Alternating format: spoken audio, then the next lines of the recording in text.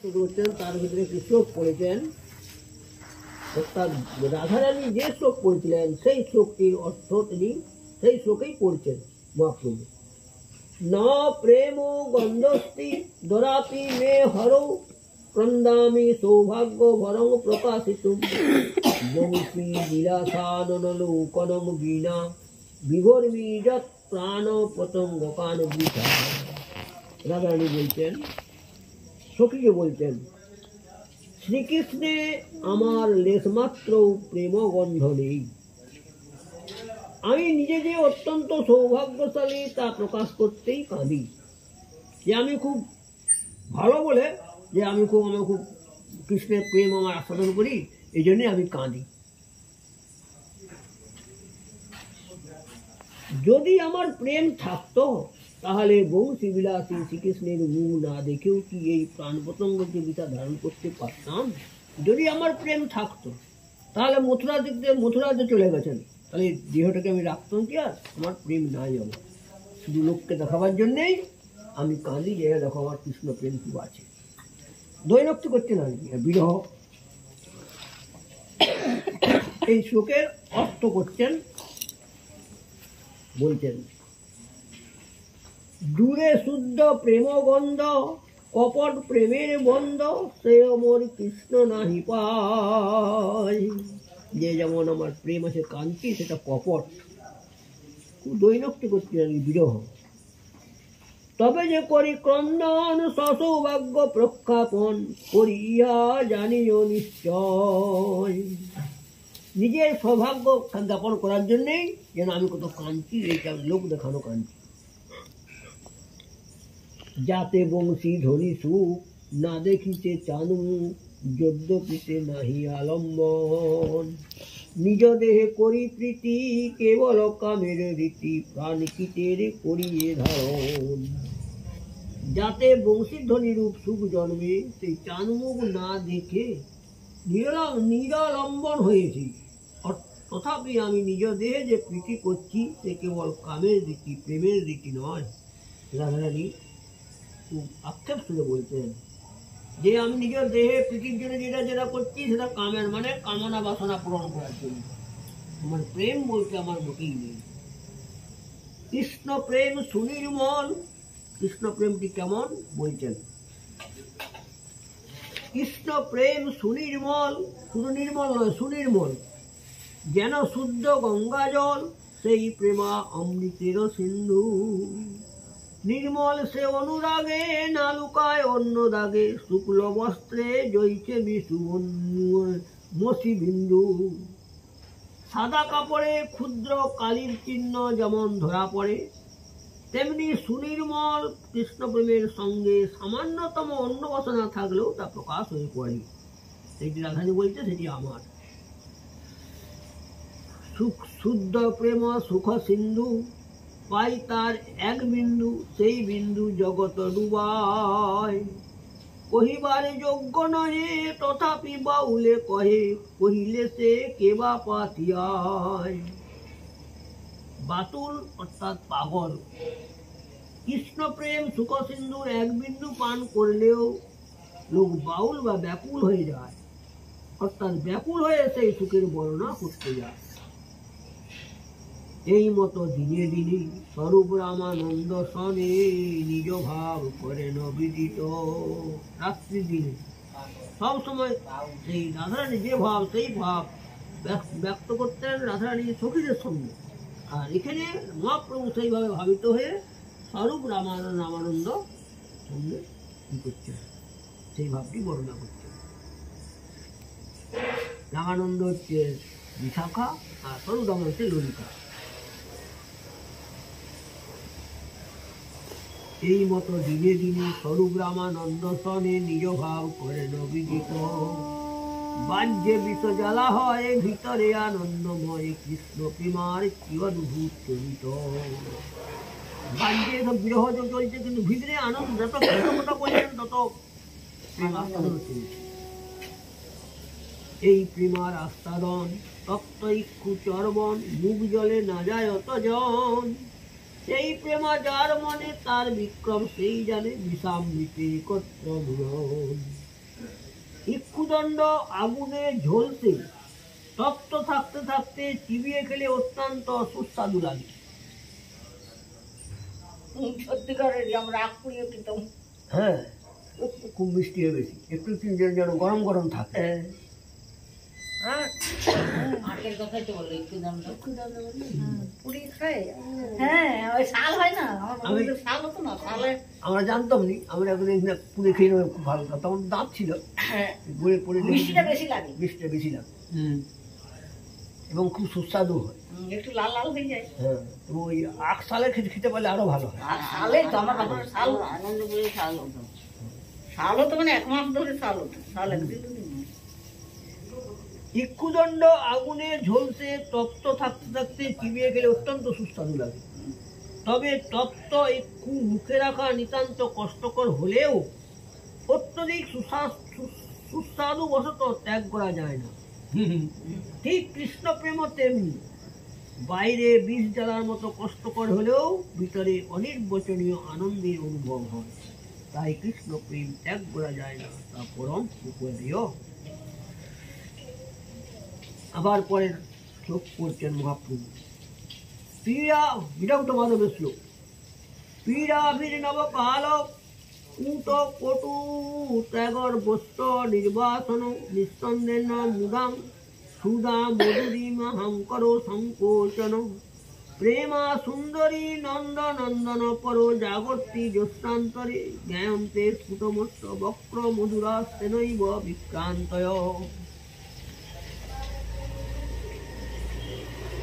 দেবী পূর্ণমাসী নান্দিমুখকে বলছিলেন, পূর্ণমাসী দেবী অর্থাৎ রাধারানীর মামা দেবী নান্দিমুখকে বলছেন, সুন্দরী, কৃষ্ণ প্রেম যার অন্তরে জাগে। রাধারানী যখন কি করছেন সেটা পূর্ণমাসী দেবী পরিস্ফুট করছেন।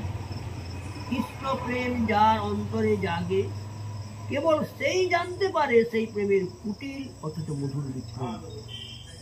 কুটিল এবং অত খুব মধুর। এ প্রেমের এমনই যন্ত্রণা যে সর্বশাবকের বিষকেও গর্বকেও তা দূর করে দেয়, জ্বালাটায়। আবার যখন এ প্রেমে আনন্দ দ্বারা খরিত হতে থাকে তখন অমৃতের মাধুর্যজনিত অহংকারকেও ছাড়িয়ে যায়। আবার তার ব্যাখ্যা করছেন, যে কালে ডাকে জগন্নাথে শ্রীরাম সুভদ্রা সাথ তবে জানে আইলাও কুরুক্ষেত্র। মহাপ্রভু যখন জগন্নাথ দর্শন করছেন তখন মনে হচ্ছে আমি কুরুক্ষেত্রে কৃষ্ণকে দর্শন পেয়েছি। সফল হইল জীবন দেখিলু পদ্মলোচন জুড়াইল তনু মন নেত্র। সূর্যগ্রহণের স্নান উপলক্ষে শ্রীকৃষ্ণ দ্বারকা থেকে দেবকী বসুদেবাদি সকলকে সঙ্গে নিয়ে কুরুক্ষেত্রে এসেছিলেন। শ্রীরাম বৃন্দাবন থেকে নন্দ যশোদাদি এবং রাধিকাদি প্রেয়সীগণ স্নান উপলক্ষে কুরুক্ষেত্রে সমবেত হয়েছিলেন। সেখানে শ্রীকৃষ্ণকে দেখে শ্রীরাধার মনে যেভাবে উদয় হয়েছিল, শেষ 12 বছর জগন্নাথ মন্দিরে জগন্নাথ দেবকে দেখে রাধার ভাবে বিবাহিত শ্রীমন মহাপ্রভু হৃদয়ে কুরুক্ষেত্র মিলনের সেই স্মৃতি জাগরিত হয়। তিনি যে শ্রীকৃষ্ণ চৈতন্য বা নীলাচলে আছেন একথা তার মনে উদিত হতো না।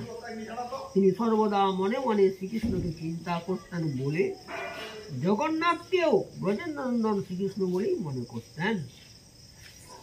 যে কালে দেখে জগন্নাথ শ্রীরাম সুভদ্রা সাথ তবে জানে আইলাও কুরুক্ষেত্র। সফল হইল জীবন দেখিলু পদ্মলোচন জুড়াইল তনু নেত্রমন। তখন রাধারানী মনে করছেন যে আমার জীবন তো সফল হলো, এরকম বহুদিন পরে কৃষ্ণ দর্শন পেল। আবার মহাপ্রভু করছেন কি, গরুড়ের সন্নিধানে রহি করে দর্শনে সে আনন্দের কি কহিব বলে।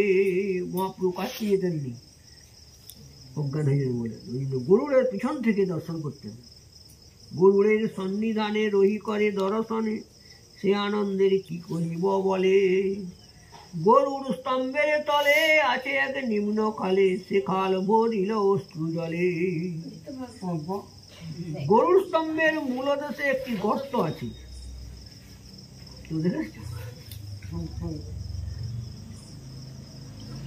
জগন্নাথ দর্শনে মহাপ্রভুর যে প্রেমস্তু নির্গত হতো সে অস্তুতের বস্ত্র আর প্রভু এভাবে বিমর হয়ে ভাবতেন যে তিনি কুরুক্ষেত্রে শ্রীকৃষ্ণকে দেখছেন। গরুর স্তম্ভের তলে আছে এক নিম্ন খালে, সে খাল ভরিল অশ্রু জলে।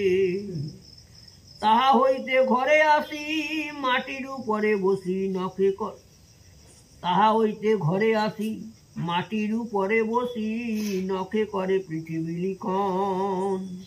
আহা কাহা বৃন্দাবন, কাহা গোপেন্দ্র নন্দন, কাহা সেই বংশী বদন। নখের সাহায্যে মাটিতে আঁকা অভিষ্ট বস্তুর অপ্রাপ্তিজনিত মনোবেদনাকে প্রকাশের লক্ষ্য। কাহা সে ত্রিভঙ্গ ঠাম, কাহা সেই বেণুগান, কাহা সেই যমুনা পুলিন। রাধারানী খেদুক্তি করছেন, এই তো জগন্নাথ বলরাম সুভদ্রা, কে কোথায় বৃন্দাবন ধাম, সে ত্রিভঙ্গ ঠাম, কাহা সে যমুনা পুলিন। কাহা সে ত্রিভঙ্গ ঠাম, কাহা সেই বেণুগান, এখানে বেণু নাই হাতে। কাহা সেই যমুনা পুলিন, কাহা রাস বিলাস, কাহা নিত্য গীতহাস, কাহা প্রভু মদন মোহন। উঠিল নানা ভাব বেগ, মনে হইল উঠবে ক্ষণমাত্র নারী গোয়াইতে। শ্লোক পড়ছে, আবার নানা ভাবের উদয় হচ্ছে।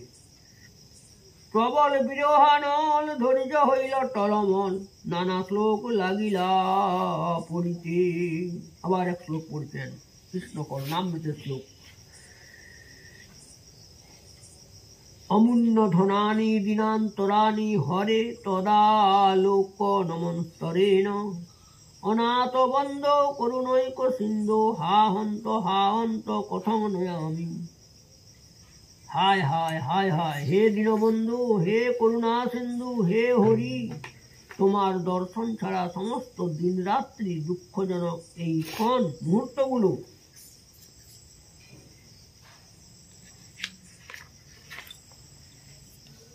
আমি কিভাবে কাটাবো। রাধারানী যেভাবে বলছেন সেভাবে জগন্নাথ বলছেন, এবার বলছেন তার অর্থ করছেন। তোমার দর্শন বিনে অধন্য হই রাত্রি দিনে, এই কাল না যায় কাটন। কৃষ্ণের দর্শন বিনে দিন রাত্রি আমি কাটতে পারছি না। তুমি অনাথের বন্ধু, অপার করুণা সিন্ধু, কৃপা করি দেহ দর্শন। উঠিল ভাব চাপল, ভাব চাপল মানে রাগ বা দেশাদিজনিত চিত্তের লঘুতা বা গাম্ভীর্যহীনতাকে চাপল বলে। উঠিল ভাব চাপল, মন হইল চঞ্চল, ভাবের গতি বুঝানো না যায়। অদর্শনে পড়ে মন, কেমনে পাব দর্শন, কৃষ্ণ ঠাই পুছে নয় উপায়। অদর্শনেতে কি করে দর্শন পাবো, আবার একটি শ্লোক পড়ছেন, কৃষ্ণ কর্ণামৃত, বিল্লমঙ্গলের কৃষ্ণ কর্ণামৃত 32 নম্বর শ্লোক। তচ্ছৈষবং ত্রিভুনাদ ভূত মিত্ত বেহি, মচ্চাপলঞ্চ তব বা মম ব্যাধিগম্যং, তং কিং করমি বিরলং মুরলী বিলাসী, মুগ্ধং মুখাম্বুজ মুদীক্ষিতু মিক্ষণাভ্যাম। হে কৃষ্ণ, তোমার শৈশব অর্থাৎ কৈশোর লীলা এবং আমার চপলতা, এ দুটি ত্রিভুবনে অদ্ভুত বলে জানবি। এই দুটি বস্তু তোমার, না হয় আমারই জানাবার যোগ্য, অন্য কারণ নয়। এখন তোমার সেই অসমর্থ মাধুর্যযুক্ত মুরলীভূষিত মনোহর মুখকবর দুই নয়ন ভরে দেখার জন্য কি উপায় করি বলো তো। তোমার যে ত্রিভঙ্গ ঠাম মুরলী বদন, সেটা কি করে দেখবো আমি। আবার বলছেন, আবার কি করছেন, সেইটার অর্থ বলছেন। তোমার মাধুরী বল, তাতে মোর চাপল, এই দুই তুমি আমি জানি। কাহা করো কাহা যাও, কাহা গেলে তোমা পাও, তাহা মোরে কহত আপন। নানা ভাবের প্রাবল্য হইল সন্ধি সাবল্য, ভাবে ভাবে হইল মহারণ। কৎসুক্ষ চাপল্য দৈন, রোষামর্ত আদি সৈন্য, মনোমাদ সবার কারণ। মত্ত গজ ভাবগণ প্রভুর দেহ ইক্ষুবন গজ যুদ্ধে বনের দলন প্রভুর হইল দিব্যন মাত তরু মনের অবসাদ ভাবাবেশে করে সম্বোধন। দিব্যন মাত মহাভাব দুই প্রকার, রূঢ় ও অধিরূঢ়। মহাভাব রাধানী ছাড়া আর কারো হয়নি, ললিতা সখী এনাদেরও হয়নি। রূঢ় বা অধিরূঢ়। অধিরূঢ় মহাভাব আর দু রকম, মদন আর মাদন। মদন হ্লাদিনী শক্তির পরমাবৃত্তি বা সর্বশ্রেষ্ঠ। এই মদন রাধা ভিন্ন অন্য কোথাও দেখা যায় না। প্রবিশ্লেষ দশায় এই মদনকে মোহন বলে।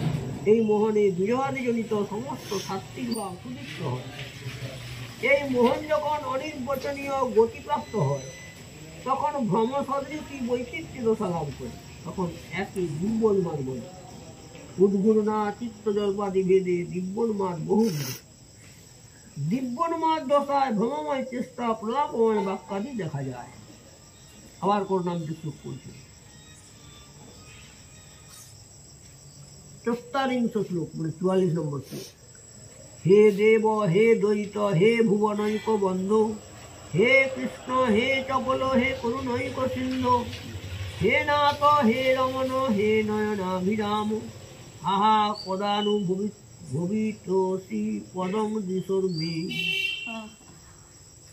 হে দেব হে দ্বৈত হে ভুবন বন্ধু হে কৃষ্ণ হে চপল হে করুণা সিন্ধু হে নাথ হে রমণ হে নয়ন অভিরাম, হা হা আমার চক্ষুদয় কবে তোমায় দেখতে পাবো।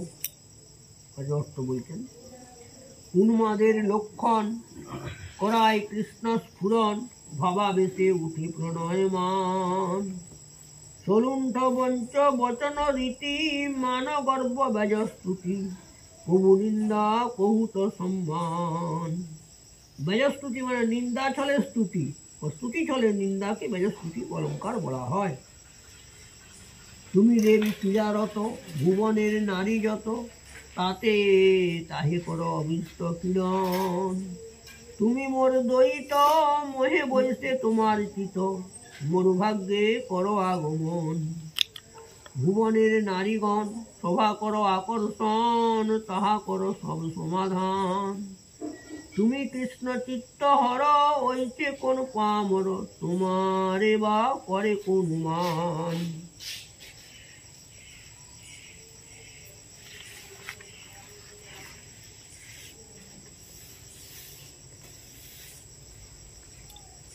তোমার চপলমতি না হয় কত্রে স্থিতি তাতে তোমার নাহি কিছু দোষ। তুমি তো করুণা সিন্ধু আমার প্রাণের বন্ধু তোমায় মোর নাহি কবুরু।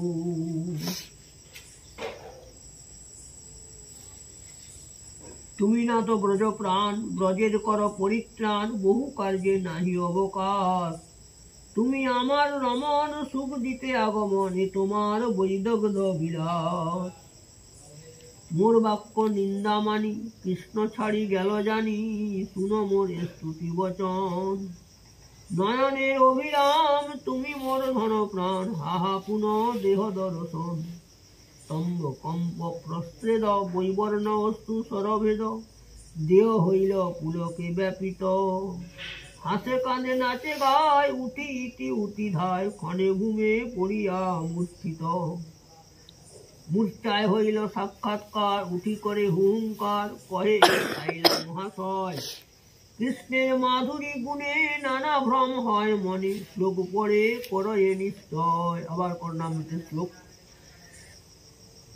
মার স্বয়ং মধুর দুটি মণ্ডলগ্নু মাধুর্য মেবনু মনো নয়নামৃতগ্নু বেনি মৃজনু মম জীবিত বল্লবনু কৃষ্ণমভূত দয়তে মমলোচনায়। দূর থেকে ভাবাবেশে হঠাৎ শ্রীকৃষ্ণকে দেখে শ্রীরাধা বললেন, হে সখী ইনি কি স্বয়ং কন্দর্প? আমার আবার মাধুর্য অনুভব করে বলছেন না কন্দর্পের মূর্ত তো এত মধুর নয়, তবে ইনি কি মধুর জ্যোতিরাশি? না, জ্যোতিরাশির এত চমৎকারিতা থাকে না, তবে ইনি মূর্তিমান মাধুর্য। না, কেবল মানুষ মাধুর্যের দ্বারা মন ও নয়নে এত তৃপ্তি হয় না। তবে ইনি কি আমার মন ও নয়নে জুড়াবার অমৃত? না, অমৃতের তো হাত পা থাকে না। তবে ইনি কি বেণী মৃজ? প্রবাস থেকে এসে যিনি আমাকে বেণী খুলে দেন, আবার কৃষ্ণের দিকে চেয়ে থাকে আনন্দের সঙ্গে, বলছেন কি আশ্চর্য, এই যে আমার প্রাণবল্লভ শ্রীকৃষ্ণ আমার নয়নকে আনন্দ দেওয়ার জন্য উপস্থিত হয়েছেন। সখীগণ তোমরা দেখো। এই শ্লোকের আবার ব্যাখ্যা করছে, কিবা এই সাক্ষাৎ কাম দ্যুতিবিম্ব মূর্তিমান, কিমা দুর্য স্বয়ং মূর্তিমন্ত, কিবা মনোনেত্রস্তব, কিবা প্রাণবল্লভ শোভা সত্য কৃষ্ণ আইলা নিত্যানন্দ। গুরু নানা ভাবগণ কৃষ্ণপ্রভুর তনুমন, নানা রীতে সতত নাচায়, নির্বেদ বিষাদৈন চাপল্য হর্ষ ধৈর্য মন্যু, এই নিত্যে প্রভুর কাল যায়।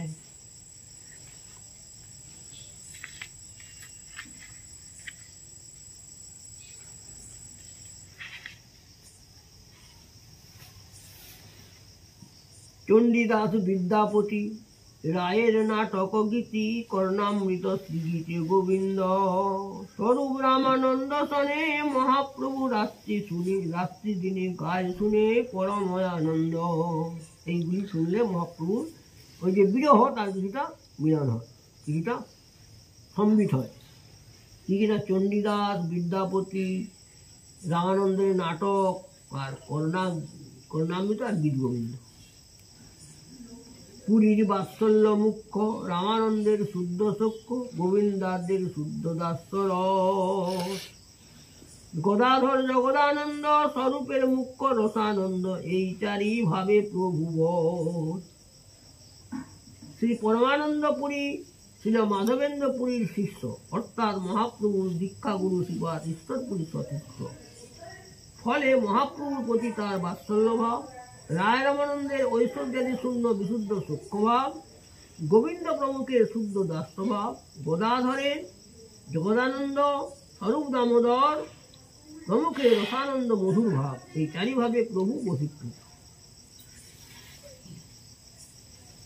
লীলাসুক মর্তজন তার হয় ভাবোদ্গম, ঈশ্বরে সে কিয়া বিস্ময়, তাতে মুখ্য রসাশ্রয় হইয়াছেন মহাশয়, তাতে হয় ভাবোদয়। পূর্বে ব্রজ বিলাসে তিন অভিলাষে যত্নে আস্বাদন না হইল, শিরাদার ভাবসার আপনে করি অঙ্গীকার, সেই তিন বস্তু আস্বাদিল। শ্রীরাধার প্রণয় মহিমা, নিজ মাধুর্যাস্বাদনে রাধার কেমন আনন্দ, শ্রীকৃষ্ণ প্রেমের বিষয় মাত্র, তাতে আশ্রয় জাতীয় ভাব না থাকায় ব্রজলীলায় তিনি তিনটি অভিলাষ পূর্ণ করতে পারেননি কৃষ্ণ। বর্তমানে কলিতে মাদনাক্ষ মহাভাব স্বরূপিণী শ্রীরাধার ভাব অঙ্গীকার করে শ্রীকৃষ্ণ চৈতন্য রূপে এলেন এবং পূর্বোক্ত তিনটি বস্তু আস্বাদন করলেন। আপনে করি আস্বাদনে শিখাইল ভক্তগণে, প্রেম চিন্তা মনির প্রভু ধ্বনি, নাই জানে স্থানাস্থান যারে তারে কইল দান, মহাপ্রভু দাতা শিরোমণি। এই তিনটি বস্তু কৃষ্ণচন্দ্র দিতে পারেননি, সেই জন্য সকলকে দান করুন। স্থানাস্থান উচ্চ নিচ কিছুই মানেনি, সকলকে দান করলেন। সেই জন্য মহাপ্রভুকে দাতা শিরোমণি বলা হয়। এই গুপ্ত ভাব সিন্ধু ব্রহ্মা না পায় যার বিন্দু, এই প্রেম ব্রহ্মা শিব কেউ পায় না। এই গুপ্ত ভাব সিন্ধু ব্রহ্মা না পায় যার বিন্দু, কেন দল বিলাইল সংসারে, ওইচে দয়ালু অবতার ওইচে দাতা নাহি আর, গুণ কেহ নারে বলি মারি, কহিবার কথা নহি কহিলে কেহ না বুঝয়ে, ওইচে চিত্ত চৈতন্যের রঙ্গ, সেই সে বুঝিতে পারে চৈতন্যের কৃপা যারে, হয় তার দাসানুদাস সঙ্গ। কেউ বুঝতে পারেনি, কিন্তু এই চৈতন্যের সঙ্গ হয়, তার তার ভক্তের সঙ্গ হয়, তারা বুঝতে পারে। চৈতন্য লীলা রত্ন সার স্বরূপের ভাণ্ডার, তেও তুইলা রঘুনাথের কণ্ঠে, তাহা কিছু যে শুনিল তাহা ইয়া বিবরিল, ভক্তগণে দিল এই ভেটে। যদি কেহ হেন কহে ওই গ্রন্থ কইল শোকময়ে, ইতর জন নারিবে বুঝিতে। প্রভুর যে আচরণ সেই করি বর্ণন, সর্বচিত্র নারী আরাধিতি। নাহি কাহাস বিরোধ, নাহি কা অনুরোধ, সহজ বস্তু করি বিবেচন। যদি হয় রাগদ্বেষ, তাহা হয় আবেশ, সহজ বস্তু না যায় লিখন। যে বা নাহি বুঝে কেহ, শুনিতে শুনিতে তেহ কি অদ্ভুত চৈতন্য চরিত। যে কেউ বুঝতে পারবে নি, কিন্তু কি অদ্ভুত চৈতন্য চরিত বুঝতে পারবে। যে বা নাহি বুঝে কেহ, শুনিতে শুনিতে সেহ কি অদ্ভুত চৈতন্য চরিত। কৃষ্ণে উপজীবে প্রীতি, শুনলে কি হবে না, কৃষ্ণে উপজীবে প্রীতি। জানিবে রসের নীতি, শুনিলেই হইবে বড় হিত। প্রভুর লীলা বর্ণন করতে গিয়ে গ্রন্থকার অনেক শ্লোক সংস্কৃত উদ্ধার করেছেন।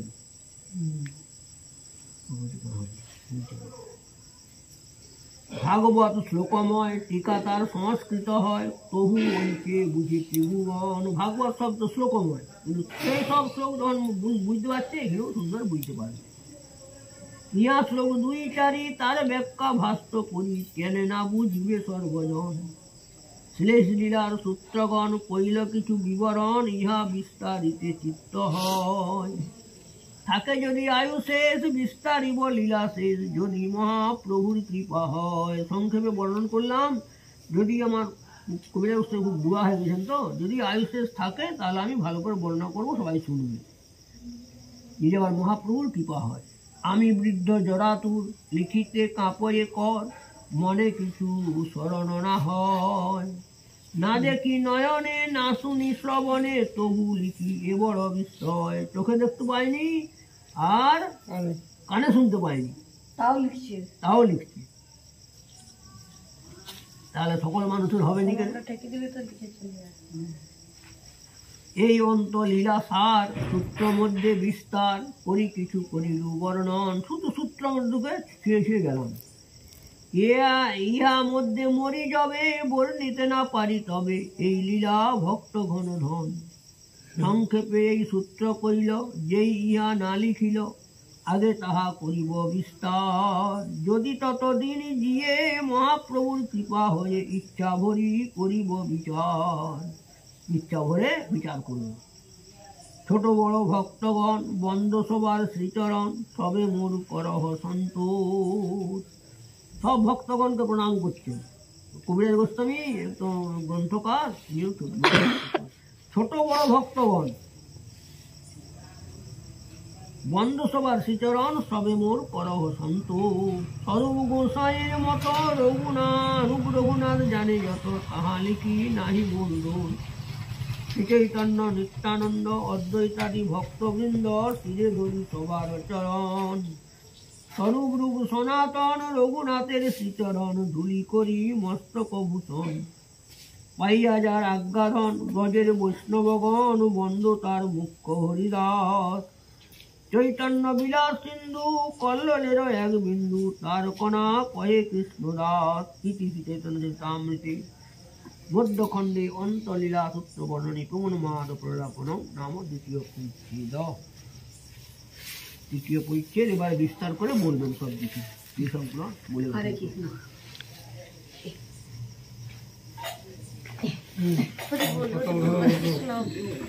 হরে কৃষ্ণ। হরে কৃষ্ণ। হরে কৃষ্ণ। হরে কৃষ্ণ। হরে কৃষ্ণ। হরে কৃষ্ণ। হরে কৃষ্ণ। হরে কৃষ্ণ।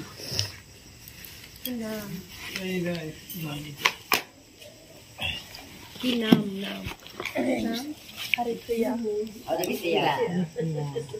হরিমোহিনী, মায়ের নাম হরিমোহিনী, আর দিদির নাম হরি কি না, দিদির নাম Haripriya. দিদির নাম Haripriya, elder sister Krishna Priya. Krishnapriya, Krishnapriya, Haripriya, Harimohini.